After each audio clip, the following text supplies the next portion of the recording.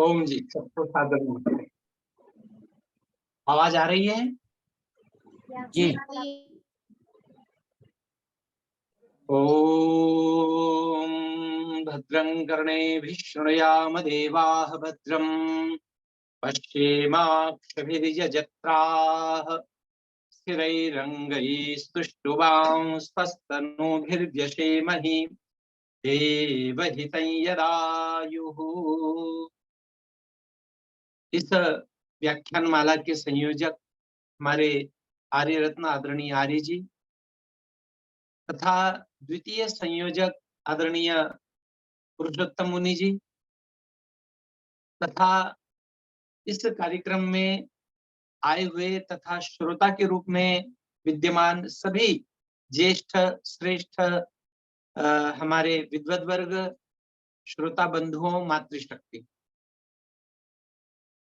चूंकि ये दिखाई नहीं देता है कि कौन कौन जुड़े हुए हैं, इसलिए सभी को सादर नमस्ते करते हुए आइए इस विवाह संस्कार के इस व्याख्यान को हम प्रारंभ करते हैं।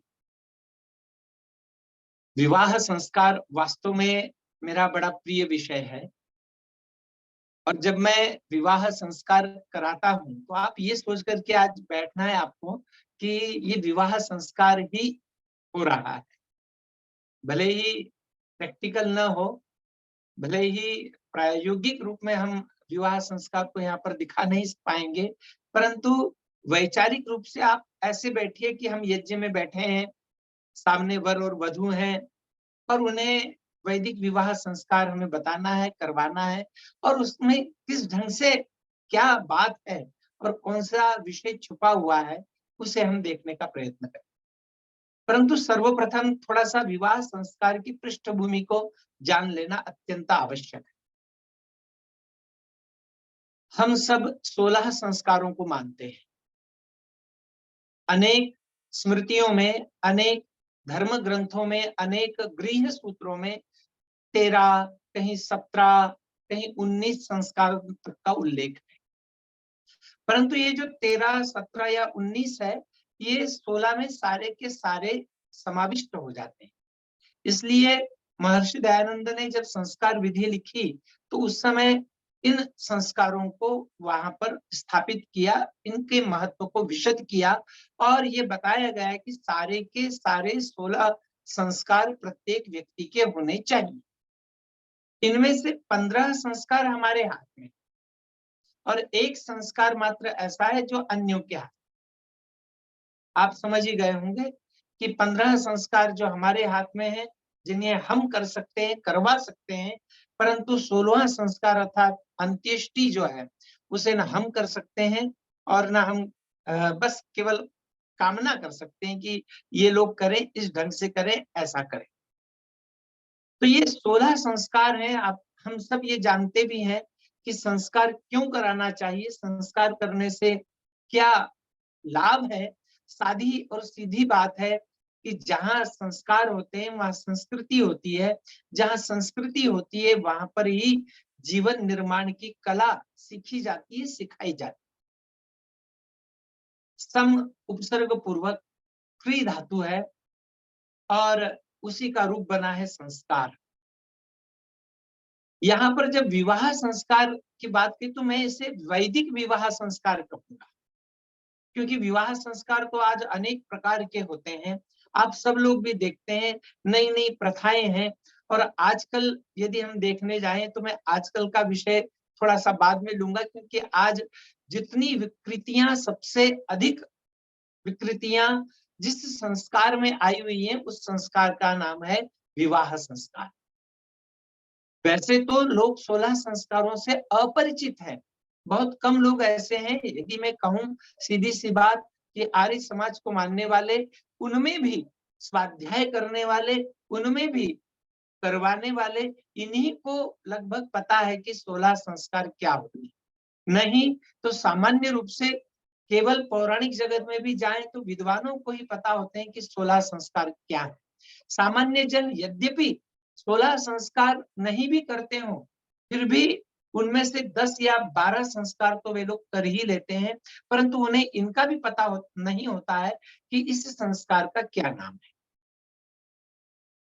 तो मैं, क्योंकि अन्य संस्कारों की यदि चर्चा हम करेंगे तो विस्तार हो जाएगा और वो पूरा विषय हमारा पूर्ण नहीं हो पाएगा।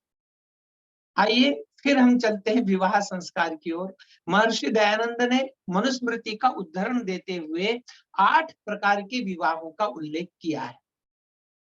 अब यदि मैं ये 8 प्रकार के विवाह कौन से होते हैं, तो हमारे अनेक श्रोताओं को भी पता नहीं होगा कि 8 प्रकार के विवाह जो महर्षि दयानंद ने उल्लेखित किए वे कौन से हैं। एक सामान्य विषय है, इसलिए मैं ये भी बताना चाहूंगा। पहला विवाह महर्षि दयानंद ने बताया है कि वह है ब्रह्म विवाह, जो मनुस्मृति से उन्होंने लिया था। दूसरा विवाह है दैव विवाह। तीसरा विवाह है आर्ष विवाह। चौथा विवाह है प्राजापत्य। पांचवा विवाह है असुर। छठा है गंधर्व। सातवां है राक्षस और आठवां है पिशाच। ये 8 प्रकार के विवाहों की चर्चा की गई है, मनुस्मृति में आई है। मतलब मनुस्मृति कोई आज का ग्रंथ नहीं है, लगभग भी माने हम तो कम से कम 5000 वर्ष पुराना है, और बाकी तो कितना पुराना है हम यथावत उसे नहीं जान पाते, क्योंकि इसके अंदर अनेक और संशोधन होते रहे हैं। मैंने ये 8 प्रकार के विवाहों का उल्लेख केवल इसलिए किया कि हम ये जाने कि 8 प्रकार के विवाह हैं। और यदि मैं आज के संदर्भ में कहना चाहूं तो आज भी 4 प्रकार के विवाह हैं, बाकी तो कुछ भी हैं, पर मुख्य रूप से 4 प्रकार के विवाह आज पूरे संसार में हो रहे हैं, जिसे हम सामान्य भाषा में कहते हैं। एक है लव मैरिज, एक है कोर्ट मैरिज, एक है लिव इन रिलेशनशिप, और आज एक सबसे घिनौना प्रकार प्रारंभ हुआ है, जिसके लिए हमारे सुप्रीम कोर्ट ने अपना बहुमूल्य समय बर्बाद किया है। यद्यपि वहां ऐसा कहा जाता है कि उसके ऊपर कोई टीका टिप्पणी नहीं कर सकते हैं, परंतु ये टीका टिप्पणी किसी विरोध या कोई बात नहीं, परंतु केवल हम वैचारिक अपना मत तो निश्चित रूप से रख सकते हैं, जिसे कहते हैं गे विवाह, पुरुष और पुरुष का विवाह, स्त्री और स्त्री का विवाह। और इस पर हमारा अभी सुप्रीम कोर्ट, उच्च सर्वोच्च न्यायालय चर्चा कर रहा है, विचार कर रहा है कि इसे मान्यता दी जाए या न दी जाए। इनमें से जो वैदिक विवाह है वो 4 प्रकार, मुख्य रूप से विशेष रूप से पालनीय रूप से 4 प्रकार के। ब्राह्म विवाह है, जिसे कहते हैं सहमति से विवाह। एक युवा तैयार हुआ है, एक युवती तैयार हुई है, दोनों के विचार मिले हैं और उन दोनों की सहमति हुई है, और उन दोनों की सहमति में सबकी सहमति हुई है, ऐसे विवाह का नाम हम ब्राह्म विवाह कहते हैं। दूसरा विवाह दैव विवाह है। दैव विवाह किसी विशेष उद्देश्य से किया जाता है कि यदि मैंने इस राजा की, इस विद्वान की, या अन्य किसी की, या इस क्षत्रिय की, इस वैश्य की यदि कन्या को ले लिया, तो इससे मेरा ये उद्देश्य पूरा होगा, या इस पुरुष के साथ में मैंने विवाह किया तो मेरा उद्देश्य पूरा होगा, इसलिए इसे दैव विवाह कहते हैं। तीसरा विवाह कहलाता है आर्ष विवाह। इसमें कुछ दिया जाता है और तब विवाह किया जाता है। मैं अधिक इसकी भी परिभाषा में जाना नहीं चाहूंगा।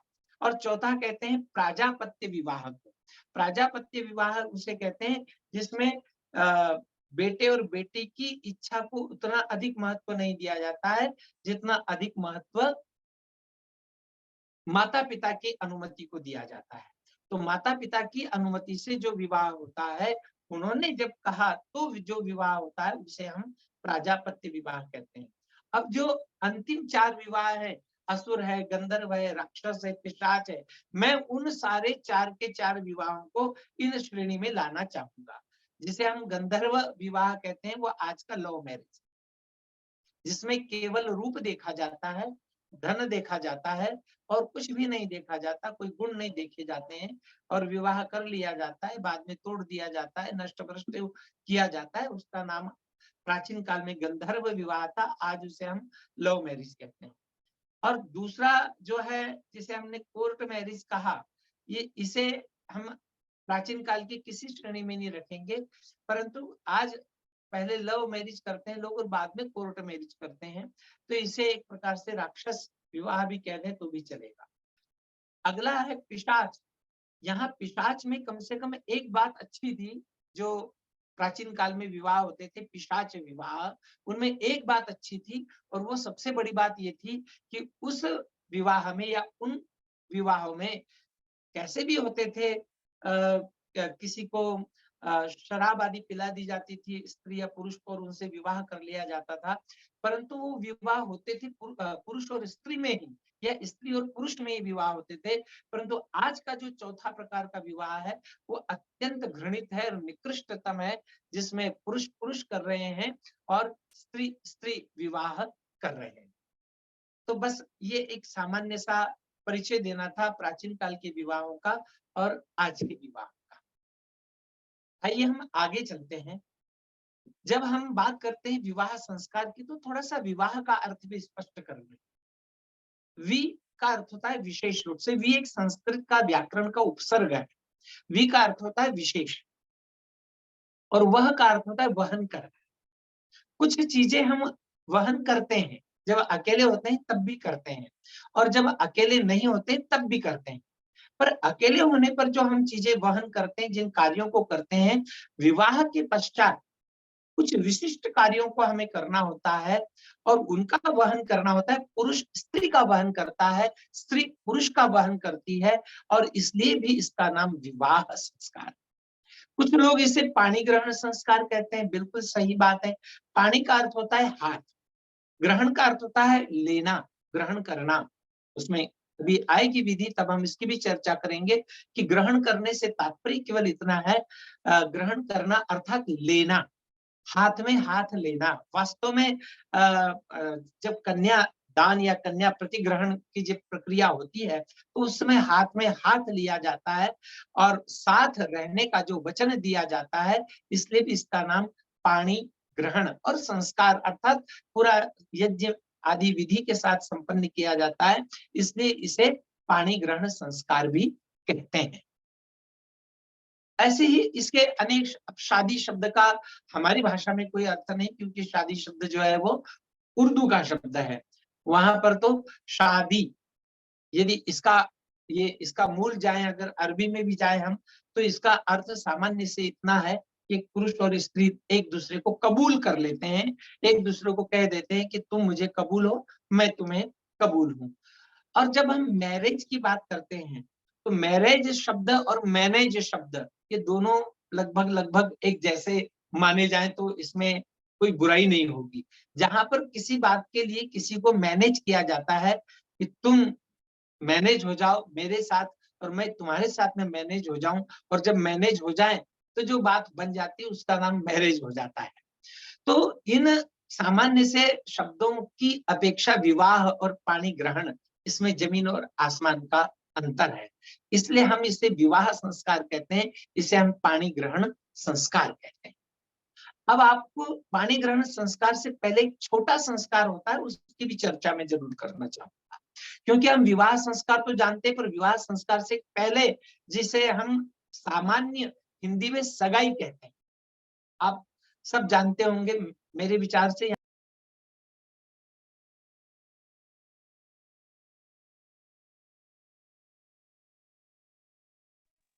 सभी के सभी श्रोतागण जो हैं ये विवाहित ही होंगे, ऐसा मैं मानता हूँ, और निश्चित रूप से वो उस प्रक्रिया से गुजरे होंगे।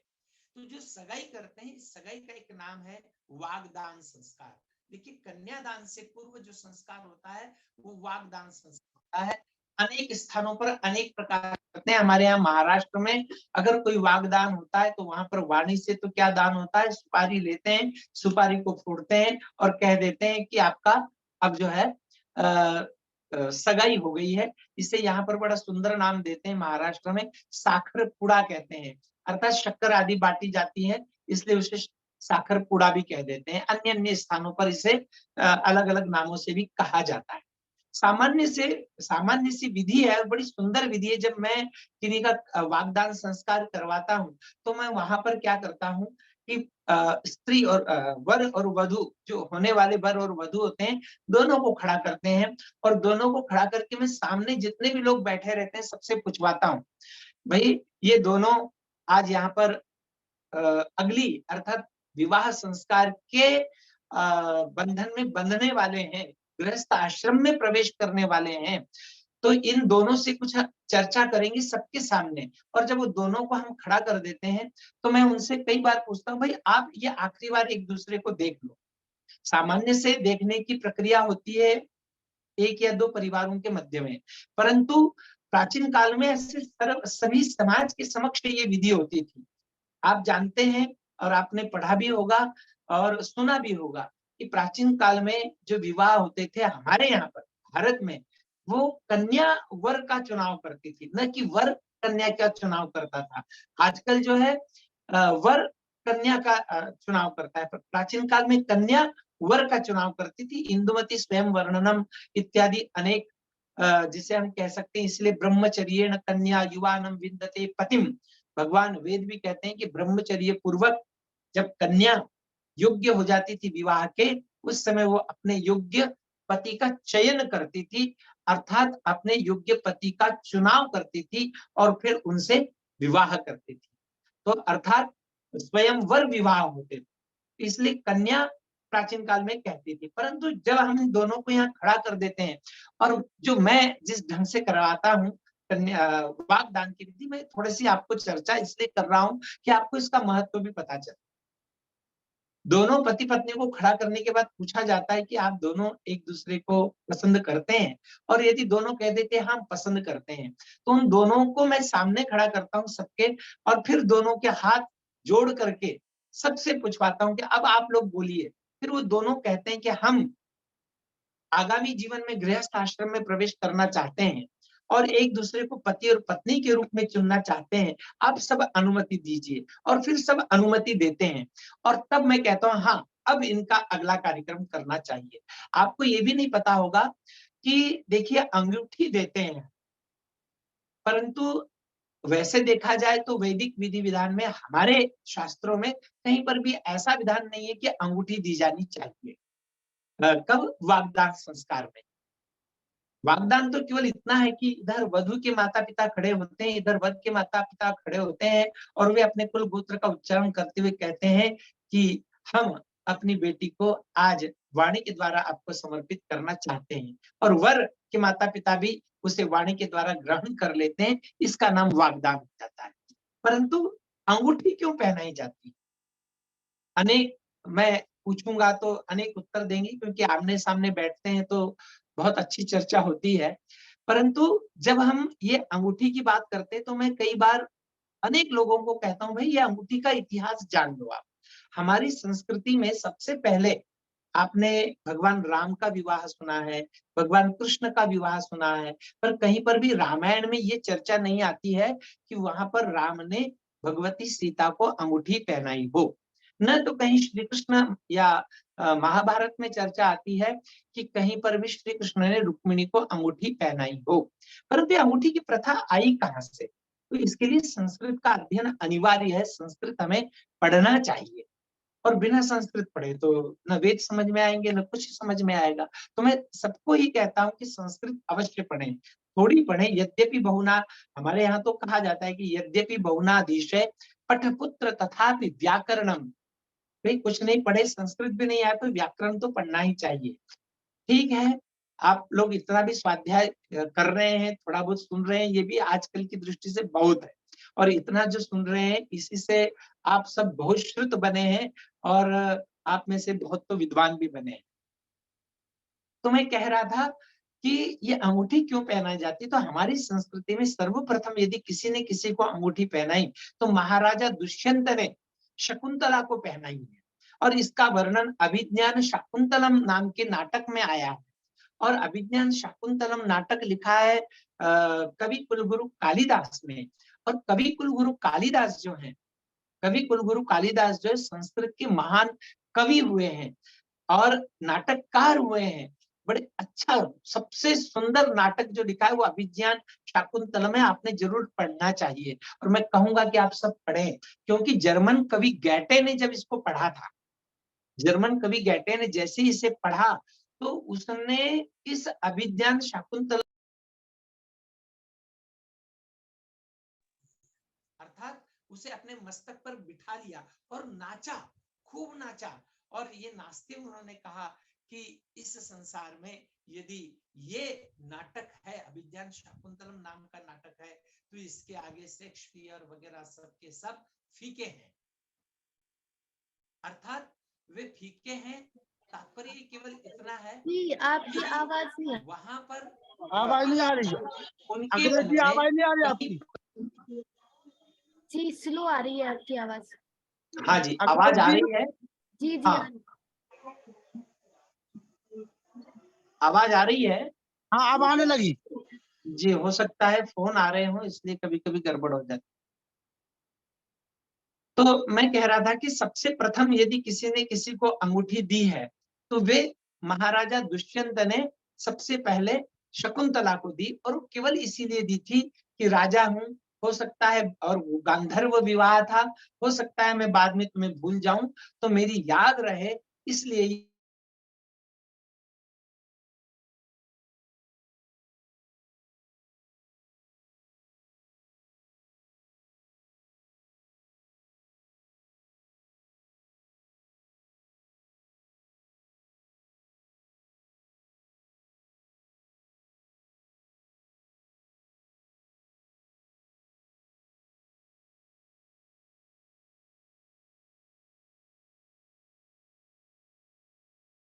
रह करके रह सकते हैं। देखिए, सबसे पहली विधि होती है विवाह संस्कार में स्वागत विधि, और पुरोहित इस स्वागत विधि को बड़े आनंद के साथ में कराते हैं। तो आइए मैं इस स्वागत विधि से इस विवाह संस्कार का विवेचन प्रारंभ करूं। अब आप ये सोच लीजिए कि हम सब इस विवाह के लिए उपस्थित हुए हैं। देखिए, एक बात और आगे इसलिए कहना चाहूंगा, आजकल जो विवाह होते हैं कुंडलियां देख करके होते हैं। मैं आपके सामने खड़ा हूं, बैठा हूं, उपस्थित हूं, मैंने अपना विवाह, मेरे सारे भाई बहनों का विवाह बिना कुंडली देखे हुए किया, और भगवान की कृपा से सभी विवाह अच्छे चल रहे हैं। लगभग सभी को 20 वर्ष से ऊपर हो गए, किन्हीं हमारी एक छोटी बहन को हो सकता है 15 वर्ष हो गए। तात्पर्य केवल मेरा ये कहने का कि बिना कुंडली मिलान के भी बहुत अच्छे ढंग से गृहस्थ चलता है, और कुंडली मिलाने के पश्चात भी अनेकों के यहाँ शोक होता है, अनेकों के यहाँ दुख होता है। इतना ही नहीं, आज हम देख रहे हैं कि तलाक की प्रक्रियाएं हमारे सामने अनेक लोगों के मध्य में घटती हुई दिखाई दे रही है। इसलिए कुंडली के कारण कोई विवाह टिकता है या कुंडली के कारण नहीं टिकता है, ये मानना बहुत ही अच्छी चीज नहीं है। इसलिए मेरे पास में यदि कोई आता है कि पंडित जी विवाह संस्कार करवाना है, आप देखिए, तो मैं उनको सीधा कहता हूँ, यदि कुंडली आप देखना चाहते हो तो भाई आप न मेरे से विवाह संस्कार कराइए और आप अपना कहीं और कार्य देखिए। तो तात्पर्य है कि विवाह के समय शुद्ध चरित्र हो, शुद्ध परिवार हो, शुद्ध आचरण हो। इतना ही नहीं, हमारे संस्कृति में जो बातें कही गई हैं कि पिता के 7 गोत्र, माता के 7 गोत्र से 7 गोत्र नहीं, अर्थात 7 पीढ़ियां, और माता की 5 पीढ़ियां कम से कम उस विवाह के मध्य में न आए। अर्थात इसलिए तो कन्या का नाम ही दुहिता दिया था। दुहिता से तात्पर्य था दूरे हिता, दुर्हिता, दुहिता, दूरे हिता। कन्याओं का विवाह जितनी दूर करेंगे उतना हितकारक होगा, हितकारक होगा, कल्याणकारक होगा, कल्याणकारक होगा। अर्थात दूर रहेंगी कन्याएं तो ज्यादा स्नेह नहीं माता पिता का जुड़ेगा, और ज्यादा नहीं जुड़ेगा तो निश्चित रूप से वे भी अपने घर में सुखी रहेगी, और आप लोग भी या माता पिता भी अपने घरों में सुखी रह सकते हैं। ज्यादा पास होने से हम आज देख रहे हैं कि बहुत कठिनाइयां उत्पन्न होती हैं। तो ठीक है, आइए हम अधिक न कहते हुए, क्योंकि 3 दिनों में इस विवाह संस्कार को पूर्ण करना है, तो स्वागत विधि पर आते हैं। यदि आप में से किन्हीं के पास में संस्कार विधि हो और आपने संस्कार विधि यदि ली हुई हो सकता है किन्हीं के पास में हो या नहीं ली, तो मैं कहना चाहूंगा कि जो भी सज्जन अपने घरों में बैठे हैं और जिनके पास भी संस्कार विधियां हैं, वे सभी संस्कार विधि ले लें, ताकि संस्कार विधि यदि आपने ले ली तो आपको और अधिक आनंद आएगा। अच्छा, इसका अर्थ ऐसा भी हो सकता है, अच्छा इसका अर्थ ऐसा भी हो सकता है, और इसका अर्थ हमने इस ढंग से भी करना चाहिए। हो सकता है इस विवेचन को देख करके, सुन करके हमारे में से, आप में से भी कोई ऐसे पंडित तैयार हो जाए। हमारे शास्त्री जी आदि तो पंडित हैं ही, हमारे बहुत से विद्वान हैं ही जो संस्कार कराते होंगे, परंतु जो संस्कार नहीं कराते वे भी संस्कार करवा सकते हैं इस विधि को देखते हुए। तो देखिए, स्वागत विधि है। प्राचीन काल में स्वागत को सबसे अधिक महत्व दिया जाता था। स्वागत होना भी चाहिए, स्वागत करना भी चाहिए, और स्वागत से ही परिवार आपस में जुड़ते हैं, मिलते हैं, और दोनों परिवारों का स्नेह और प्रेम बढ़ता है। इसलिए हमारे ऋषि मुनियों ने सबसे पहले स्वागत विधि निश्चित की थी। यद्यपि स्वागत विधि में यहाँ पर सीधा सीधा वर वधू का स्वागत बताया गया है, परंतु जब संस्कार जो करवाता है उसने थोड़ा ध्यान रखना चाहिए, या फिर मैं तो ध्यान रखता हूँ इसलिए आपको कह रहा हूँ। मैं सबसे पहले स्वागत जो करवाता हूँ, समधियों का स्वागत करवाता हूँ, और समधियों का स्वागत करवाते समय उन समधियों को भी विशेष हम सुझाते हैं और बताते हैं कि भाई क्या है, आप क्यों स्वागत कर रहे हैं। समधि शब्द का बड़ा सुंदर अर्थ है संस्कृत में, समान धी, अर्थात समान बुद्धि जिनकी हो गई है, ऐसे समधि। और पहले समधि आपस में एक दूसरे का स्वागत करते हैं, या फिर पौरोहित्य करने वालों ने, विद्वानों ने सबसे पहले समधियों का एक दूसरे का स्वागत कराना चाहिए। सबके समक्ष स्वागत हो तो बड़ा आनंद आता है। तो यहाँ पर सबसे पहले समधि एक दूसरे का स्वागत करते हैं, अर्थात, और उन्हें बताया जाता है कि भाई आप दोनों की समान बुद्धि हुई है, इसलिए आपके बेटे और बेटी की भी समान बुद्धि हुई है, या फिर बेटे बेटी की हुई है इसलिए आपकी बन गई है। तो आज आप दोनों समान बुद्धि से एकत्रित हुए हैं, और ऐसी ही समान बुद्धि आपकी सदा बनी रहे।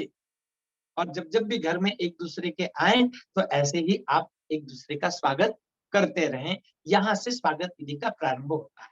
अब देखिए, हम जब स्वागत विधि करवाएं या कराते हैं तो दोनों वर और वधु को खड़ा करते हैं यज्ञ की वेदी के सामने, या फिर स्वागत विधि थोड़ा सा अंतर रख करके, अर्थात यज्ञ कुंड के आसपास भी की जा सकती है।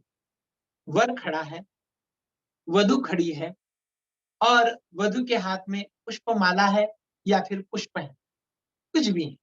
यहाँ पर सबसे पहले एक शब्द का प्रयोग होता है, कितना सुंदर शब्द है, कितना गजब का शब्द है, और वो शब्द है साधु भवान आस्ताम अर्चयिष्यामि भवन्तम।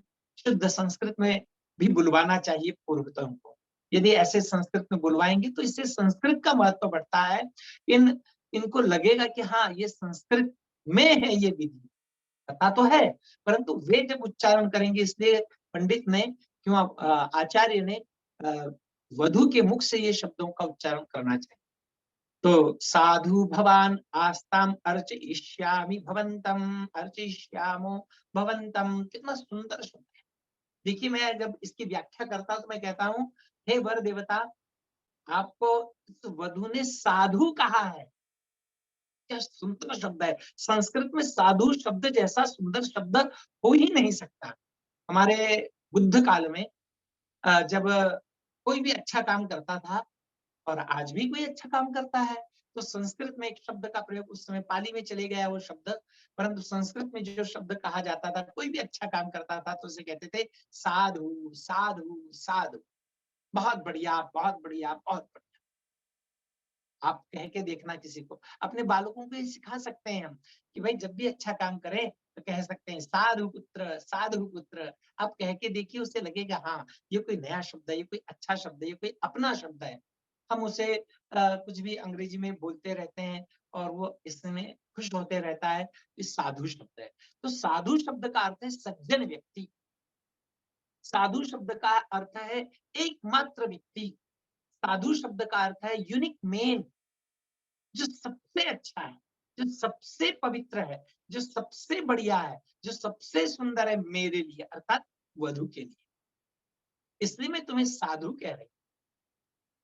तो स्वाभाविक है, वर को भी अच्छा लगता है, वधु को भी अच्छा लगता है, यदि आचार्य इस ढंग से व्याख्या करते हैं तो कहते हैं साधु अर्थात यूनिक मैन, और वास्तव में यूनिक ही रहता है, क्योंकि हो सकता है उस कन्या ने अनेक वरों को देखा हो, तब जाकर के इसका चयन किया हो सकता है उस वर ने अनेक वधुओं को देखा हो, तब इनका चयन किया हो।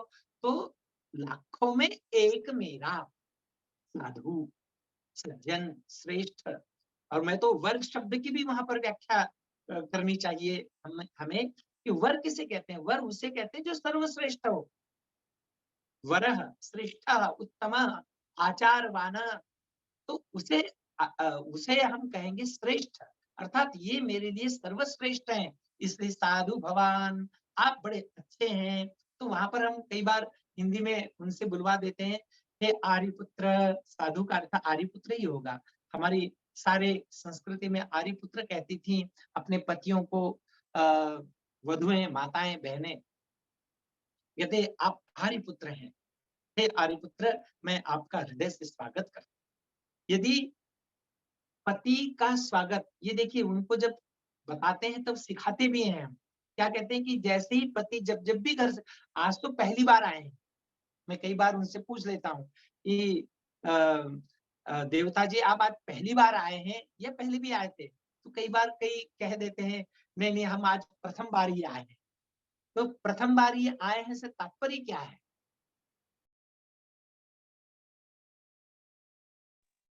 जी आपकी आवाज नहीं आ रही है। प्रथम बार आए हैं, कौन आए हैं प्रथम बार? प्रथम बार जब जब भी हमारे जी वर आचार्य जी आएंगे आपकी आवाज आपके घर स्लो में, आ तो रही है। आपको पुष्प गुच्छ लेकर के, पुष्प माला लेकर के स्वागत करना ही होगा। तो ये पहली बार आए हैं, तो मैं उनसे एक बात और कह देता हूँ, देखो आप पहली बार आए, यदि आप घर में कितने बजे आते हैं प्रतिदिन? तो कई बार कह देते हैं 9 बजे, कोई 10 बजे, कोई 6 बजे, 5 बजे, अलग अलग अपने कार्य रहते हैं। तो जो कहते हैं कि हम 6 बजे घर पर पहुंच जाते हैं, तो मैं उनसे कहता हूँ आप यदि प्रतिदिन 6 बजे घर पर आएंगे, समय से आएंगे, तो आपकी देवी आपका ऐसे ही पुष्प देकर के हार से स्वागत करेगी। और यदि देर से आएंगे तो मुझे नहीं पता कैसे स्वागत होगा। ये पहली विधि है, ये सिखाना पड़ती है, ये बताना पड़ता है कि भाई आपको समय से घर आना है, और समय से घर आता है तो पत्नी भी खुश होती है, बच्चे भी खुश होते हैं, और घर में आनंद का माहौल होता है। और यदि कोई पति देर से आता है, कह देता है 6 बजे आऊंगा, आता है 10 बजे, उस घर का माहौल आप सब जानते हैं कैसा होता है। इसलिए ये विवाह के अवसर पर बताना होता है। इधर हम वधु को भी बताते हैं कि आप जैसा इनका स्वागत कर रही हैं, ऐसे ही आपको आपके ससुर जी का, सासू माँ का, और भी घर में जो भी अतिथियां हैं सबका ऐसे ही स्वागत करना है। फिर कई बार कुछ वधुएं पूछ रही थी, पंडित जी, आचार्य जी, यदि पुष्पमाला नहीं है तो फिर? तो मैं कहता हूँ देखो यही मैं बताना चाह रहा था कि यदि कुछ भी नहीं हो तो वाणी तो आपके पास में है। तृणानि भूमि उदकम वाक् चतुर्थी च सोमृता। ये 4 चीजें सज्जनों के घर से कभी भी जानी नहीं चाहिए। आपके पास तृणानी, बैठने के लिए आसन नहीं है तो कोई बात नहीं, जमीन पर बिठाइए। तृणानी भूमि ही, उदकम, जल दीजिए। अगर जल भी नहीं है तो वाक् चतुर्थी च सुंदरिता, अरे मधुर वाणी तो है ना आपके पास। और जिस वधु के पास में मधुर वाणी होती है ना, वो अपने पूरे परिवार को आनंदित कर देती है। इसका मतलब वर को कठोर वाणी से युक्त होना चाहिए, ऐसा नहीं है। पर ये केवल इतना है कि यहाँ पर वधु स्वागत कर रही है तो मधुर वाणी हो, मीठे वचन हो, और जितने मीठे वचन होंगे, जितनी मधुर वाणी होगी, जितनी अच्छी भावनाएं होंगी, उस ढंग से उस परिवार में आनंद ही आनंद व्यक्त होगा। तो यहाँ पर कहते हैं साधु भवान आस्ताम अर्चयिष्यामो भवन्तम। इसका अर्थ और भी विस्तृत, बहुत विस्तृत अर्थ है इसका, क्योंकि 3 दिन में पूरा करना है तो पूरा नहीं हो पाएगा। तो कहते हैं कि स्वागत हो गया, और जैसे ही स्वागत होता है, देखिए तो दूसरी ओर से क्या उत्तर आता है। जैसी वधु स्वागत करती है तो वर का उत्तर आता है, ओम अर्चय, हे देवी आप ठीक है मेरा स्वागत कर सकती हैं। अर्थात ओम अर्चय, आप स्वागत कर सकती हैं। देखो एक व्यक्ति यदि बड़े आनंद के साथ में आपका स्वागत कर रहा है, आपको नमस्ते कर रहा है, और आप टेढ़ा मुंह कर रहे हैं, नमस्ते, ऐसा कुछ कर रहे हैं, तो याद रखना वो आपका नमस्ते लगेगा नहीं और उससे आनंद नहीं बढ़ेगा, तो सामने वाले ने भी उसी आनंद के साथ में ओम अर्चय, अर्थात वाह क्या बात है, आपका स्वागत मुझे स्वीकार है। इस प्रकार से पति देव ने भी कहना चाहिए, इस प्रकार से वहां पर हम बुलवाते हैं और कहलाते हैं। इसके आगे चलते हैं। देखिए तुरंत एक विधि होती है और वो भी बड़ी गजब की विधि होती है। इस विधि को भी जितना हम समझ जाए ना, उतना हमारे जीवन में भी आनंद आ जाए। और हम तो सुनाते हैं, महाराष्ट्र में तो विवाह दिन में होते हैं और यहाँ पर दिन में होते हैं, तो दिन में विवाह ही करवाना चाहिए, रात्रि में विवाह नहीं होना चाहिए और रात्रि में विवाह करवाना भी नहीं चाहिए, जिसका कोई औचित्य नहीं है। आज के युग में तो कोई औचित्य नहीं है। कभी मुसलमानों का आक्रमण था, कन्याओं को उठा करके ले जाते थे, इसलिए जो है तो रात्रि में विवाह कर देते थे। आज केवल हम नाचे खूब, हम खूब घूमे, खूब दौड़े, खूब ऐश करें, खूब खाए पिए, इसलिए हमारे पास समय नहीं है, इसलिए हम 12 बजे तक खाते हैं, पीते हैं, नाचते हैं, सबसे मिलते हैं और जब विवाह का संस्कार का समय आता है, तब कहीं रात में 2 बजे या 3 बजे हम बैठते हैं और पंडित जी को कहते हैं अब जल्दी से काम कर दो, विवाह संस्कार संपन्न करा दो। याद रखिए, मैं ऐसे विवाह संस्कार कभी भी नहीं कराना चाहता। कभी कभी करवाना पड़ जाता है, पर महाराष्ट्र में अधिकतर ऐसे विवाह नहीं होते हैं। हम तो प्रातः काल कराते हैं, मध्याह्न में कराते हैं कि भोजन का समय भी हो और उस समय आप सब लोग बैठ करके सुने भी। 2-2 हजार 3-3 हजार लोग सामने बैठे रहते हैं और इस विवाह संस्कार को देखते हैं। हमें भी आनंद आता है सुनाने में, कहने में, और सुनने वालों को भी आनंद आता है। आइए अगले चलते हैं। विष्टरो विष्टरो विष्टरः प्रतिगृह्यताम्। अगले ही मंत्र में वधु कहती है वर को, विष्टरो विष्टरो विष्टरा। देखिए 3-3 बार यहाँ पर कहा गया है, एक बार नहीं कहा गया है। आपके भी घर में, हमारे भी घर में हम वधु को समझाते हैं, यदि कोई मेहमान आता है तो कम से कम जो चीजें आवश्यक है उनका 3 बार तो प्रयोग करना। बैठिए, बैठिए, बैठिए ना। 3 बार प्लीज प्लीज प्लीज का भी प्रयोग कर दिया जाता है तो उसका भी अर्थ बदल जाता है। तो यहाँ पर भी 3 बार की विधि बताई गई। विष्टरो विष्टरो, आप इस आसन का ग्रहण कीजिए। विष्टर का अर्थ बिस्तर भी होता है, पर यहाँ पर आसन है, क्योंकि वो जो आसन है ना, प्राचीन काल में ऐसा विधान है वेदों में भी और सब में भी कि ये वधु के हाथ से बनाया गया आसन होना चाहिए।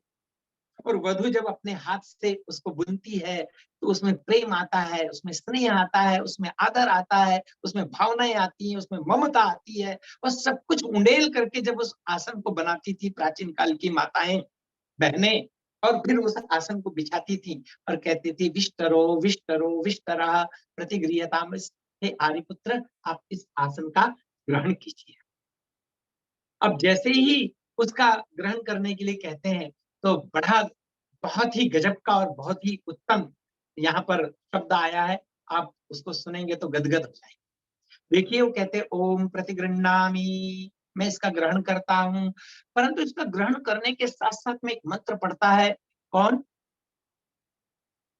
यदि वैदिक विद्वान होता है जिसका विवाह हो रहा है तो वो मंत्र बोलता है ओम वर्ष्मोषि समानानामुद्यतामिव सूर्यः इमं तमभितिष्ठामि यो मा कश्चाभिदासति। कितनी बड़ी बात है और कितनी गजब की बात। देखिए ये मंत्र को बोलते हैं। एक होता है विवाह, आप सभी जानते हैं विवाह, मैंने अर्थ बता दिया है। और एक होता है निर्वाह। इस संसार में कुछ लोग विवाह करते हैं और कुछ लोग निर्वाह करते हैं। कुछ लोगों को पद मिलता है इसलिए वे बड़े होते हैं, और कुछ लोगों के कारण पद बड़ा होता है, सम्मानित होता है, सम्मान को प्राप्त होता है। एक विवाह करके स्वयं भी गौरवान्वित होता है और अपनी पत्नी को भी गौरवान्वित करता है, और एक आफत गले पड़ी है उसको निभा रहा वाली बात। ये तो जो निर्वाह करता है उसका जीवन दुखमय होता है, नर्क होता है। अरे हमारे यहाँ तो गृहस्थों को कितना बड़ा बताया गया है, आनंद में बताया गया है, स्वर्ग बताया गया है। इसलिए कहा है सानंदम सदनम सुतास्तु सुधिया कांता प्रियालापिनी इच्छा पूर्ति धनम स्वयो स्फीतिरति स्वाज्ञा परा सेवका आतिथ्यम प्रभु पूजनम प्रतिदिनम मिष्ठान्नपानं गृहे साधो संगमुपासते च सततम धन्यो गृहस्थाश्रम। इस गृहस्थाश्रम को धन्य कहा गया है, परंतु हमने क्या कर दिया है, अरे संसार में पड़ गया हूं अब सब दुखी है। अरे नहीं, गृह महर्षि दयानंद कहते हैं गृहस्थ में व्यक्ति, वेद भी कहते हैं कि अरे आप पुत्रवान हो पौत्रवान हो और वृद्धावस्था पर्यंत अपने पुत्र पौत्रों के अंदर अपने जीवन को जीते हुए आनंद का उपभोग करें, ये वेद कह रहे हैं। तो आनंद को बनाना है, आनंद को लूटना है, आनंद को लेना है, वो कैसे लेंगे? तो जैसे आसन का ग्रहण करती है, आसन देता है, आसन देती है वधु, और वर जैसी आसन का ग्रहण करता है तो उसमें कहता है वर्ष्मोसी समाना मुद्यतामि वसूर्य। बड़ा सुंदर वाक्य है। देखिए अंग्रेजी में एक शब्द है सर, सर का अर्थ होता है श्रेष्ठ, सम्मानवाचक। इसलिए प्राचीन काल में अनेक अंग्रेज सभी लोगों को सर की उपाधियां देते थे। ये सर की उपाधि देते समय वे क्या कहते थे, परंतु सर की उपाधि देते थे, परंतु सर शब्द जो है वो लेटिन से आया, और लेटिन में सर को सिरेमन कहते हैं। ध्यान देना, लेटिन में सर शब्द को सिरेमन कहते हैं, और सिरेमन और कुछ नहीं है, श्रीमन और कुछ नहीं है, वो श्रीमान का ही अपभ्रंश है। श्रीमान शब्द का ही अपभ्रंश है। हमारे यहाँ पर पति को श्रीमान कहा जाता है और पत्नी को श्रीमती कहा जाता है। ऐसा नहीं है कि विवाह के पश्चात विवाह नहीं करते वे भी श्रीमान कहला सकते हैं, श्रीमती कहला सकती है। और श्रीमान और श्रीमती में एक शब्द छिपा हुआ है, आश्रय। पति कहता है, पत्नी कहती है मैं ये आसन नहीं है मेरा, ये मेरा आंचल है, और मैं इस आंचल पर आपको अपना स्थान देना चाहती हूँ। मैं आपको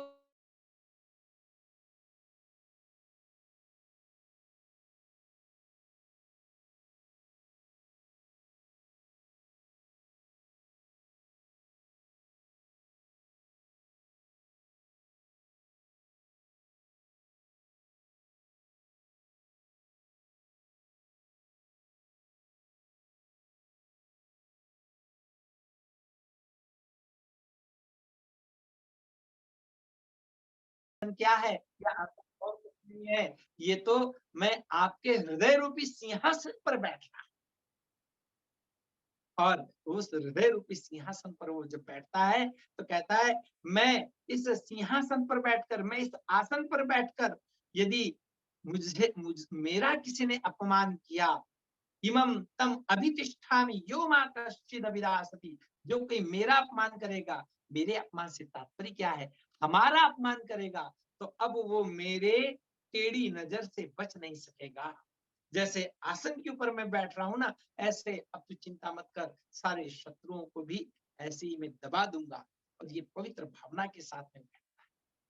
अरे एक स्त्री, याद रखिए कुछ लोग कहते हैं कि बस केवल संसार में विवाह कर लो और जियो आनंद से, परंतु यहाँ पर जो बात कही गई वो ये बात है कि नहीं, मैं तुम्हें अपना बना रहा हूं, मैं तुम्हें अपना बना रही हूँ। और जब दोनों एक दूसरे को अपनत्व से युक्त कर देते हैं तो कितना आनंद आता है। इस प्रकार से आसन दिया जाता है, और ये आसन जैसे आज दे रही है आप, ऐसा ही आसन आपको सदा अपने घर में आने वाले मेहमानों को देना है। और इतना ही नहीं, जैसी आसन देते हैं तो कई वधुएं तुरंत बैठती हैं, तो मैं थोड़ा सा वहां पर एक बड़ा अलग विधि करवाता हूँ। विधि कोई अलग नहीं है, पर मैं थोड़ा सबको पता चले इसलिए मैं कहता हूँ, और आपको भी इसलिए कह रहा हूँ। मैं कहता हूँ आपको खड़े रहना है, बैठना नहीं।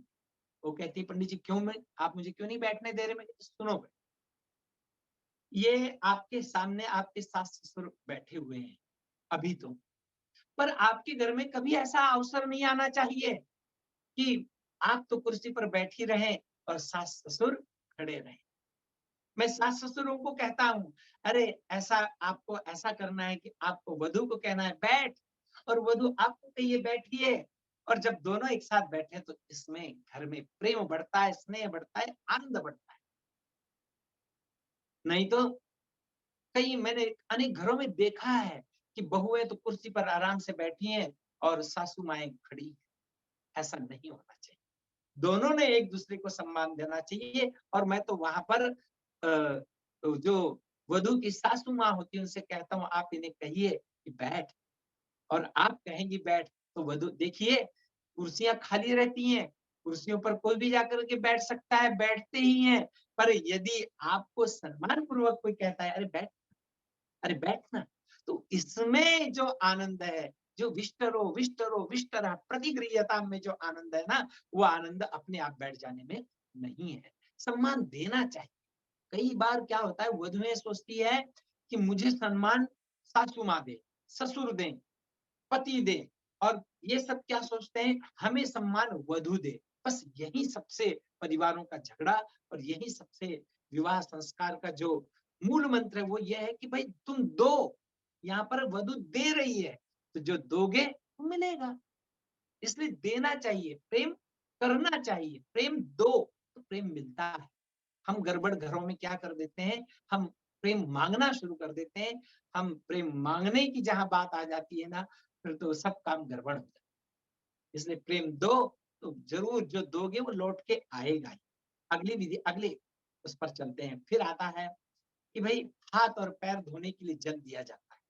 तो वहां पर कहा जाता है, पाद्यम पाद्यम पाद्यम प्रतिगृह्यताम, अर्घ्यो अर्घ्यो अर्घ्य प्रतिगृह्यताम। और फिर यहाँ फिर से कहते हैं ओम प्रतिगृह्णामि। मैं कहता हूँ देखो, कोरोना ने लोगों को हाथ धोना तो सिखा दिया, पर हमारी ये विधि में केवल हाथ धोने की बात नहीं आती है, पैर धोने की भी बात आती है। और इसलिए यहाँ पर प्राचीन काल में, आजकल तो लोग जूते पहन करके भोजन करते हैं, चप्पल पहन करके भोजन करते हैं, पैर धो करके तो कोई भोजन नहीं करता है।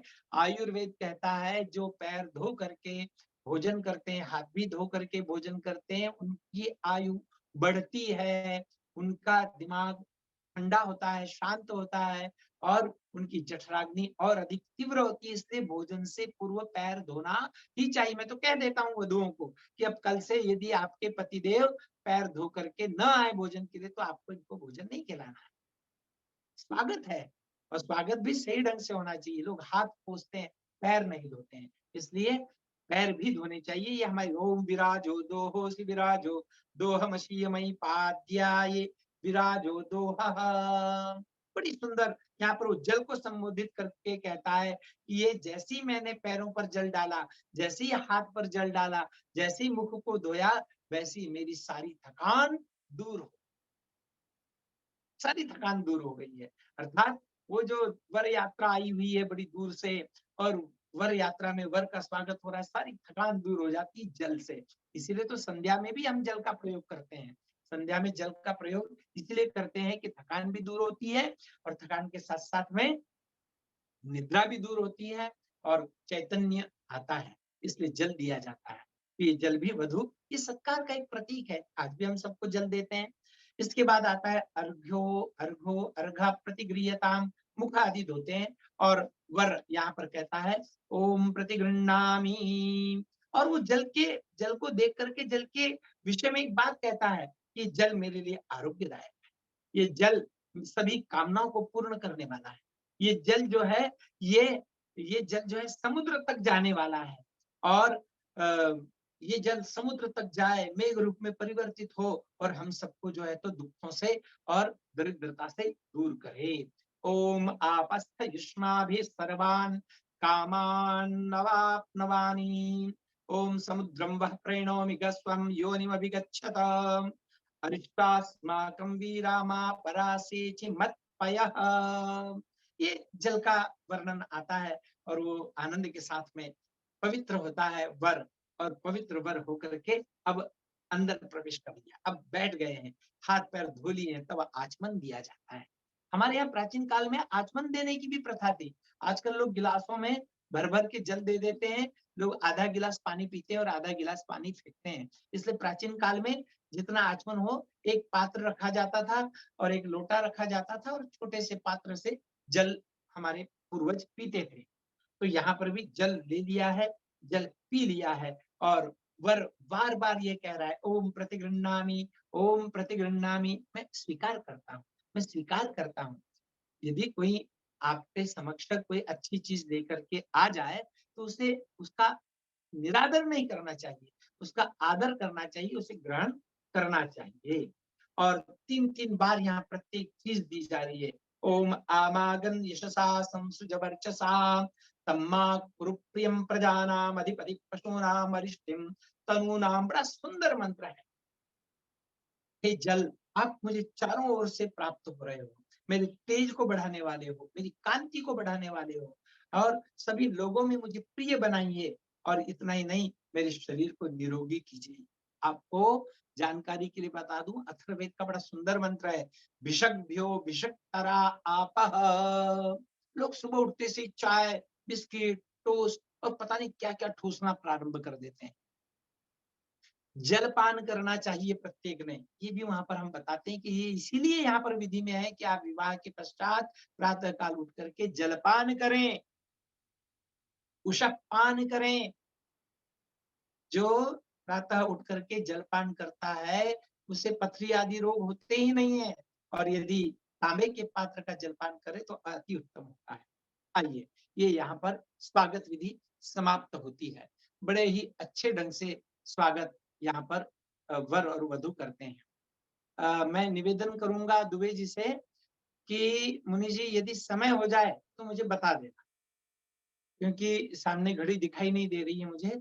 तो जब भी समय हो जाए तो आप बता देंगे तो मैं उस विधि को वहीं समाप्त कर दूंगा। अभी जी आप कितना अभी समय कर बचा? लीजिए, जब आपका कितना समय? समाप्त हो जाए तभी कर लीजिए समाप्त आप। हाँ जी,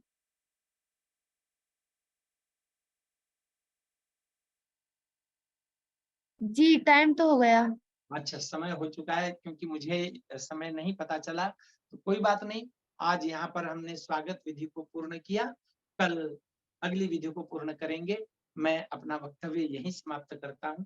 धन्यवाद, नमस्ते। जी बहुत बहुत धन्यवाद आचार्य अखिलेश शर्मा जी। जी दादाजी डॉक्टर राकेश कुमार आर्य जी आप आ जाइए।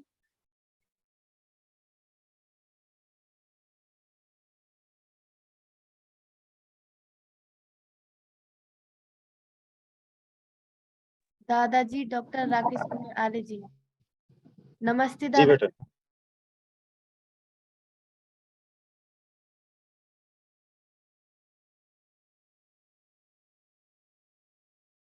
विद्वत मंडल को नमन करते हुए मैं एक विशेष सूचना यहाँ पर देना चाहूंगा। आज हमारे यहाँ पर पंडित महेंद्रपाल आर्य जी ने आज कुरान पर, धर्मांतरण पर, कुरान की उन 24 आयतों पर जो उग्रवाद और आतंकवाद को फैलाती हैं उनसे साष्टांग किया है और कई ऐसे गुप्त रहस्यों पर मुसलमानों को निरुत्तर किया है जिन पर वो अनावश्यक वेद पर आरोप लगाते रहते थे, ज्ञान प्रकाश पर आरोप लगाते थे। उस आयोजक स्थल से ही मैं अब निकला हूँ